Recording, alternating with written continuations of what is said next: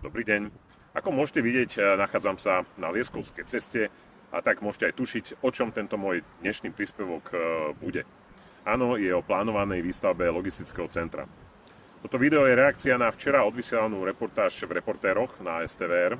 Dám vám to potom do komentárov, kde aktivisti, právnici a aj zástupcovia Slovnaftu vystúpili proti tejto výstavbe a jediný, kto túto výstavbu obhajoval, bol náš starosta, pán Lamoš. Pán starosta tvrdí, že takáto výstavba oživí našu mestskú časť a že získame finančné prostriedky z dane za rozvoj. Jediné negatívum vidí v tom, že takáto výstavba naruší siluetu Slovnaftu, na ktorú sme zvyknutí. Odborníci, ale aj aktivisti tvrdia, že stovky kamionov samozrejme výrazne zhoršia kvalitu životného prostredia v našej obci. A keď si k tomu prirátate aj plánovanú výstavbu priemyselného parku, ďalšiu plánovanú výstavbu kompostárne, plánované rozšírenie spalovne a plánované vybudovanie novej spalovne, čo nám zostane potom v Biskupice? Jaké životné prostredie? A to nie je len vec Biskupic, ale aj v Rakune, Ružinová a samozrejme všetkých okolitých obcí, pretože väčšinu času ten vzduch fúka práve smerom na Dunajskú Lužnu a smerom na Šamorín.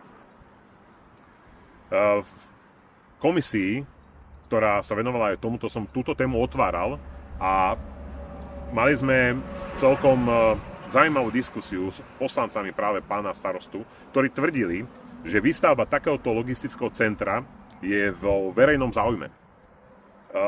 Potom sme diskutovali o tom, že čo to vlastne verejný záujem je a ja som zistil, že títo poslanci si pomýlili verejný záujem so záujmom úzkej skupiny ľudí.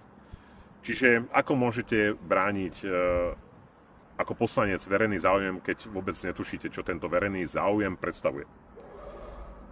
Toto video nahrávam pretože my už dlho diskutujeme o týchto záťažách pre životné prostredie, ale občania sa nejakým spôsobom do toho nezapájajú. A problém je ten, že keď tieto záťaže tu budeme mať, už potom sa nedajú zrušiť.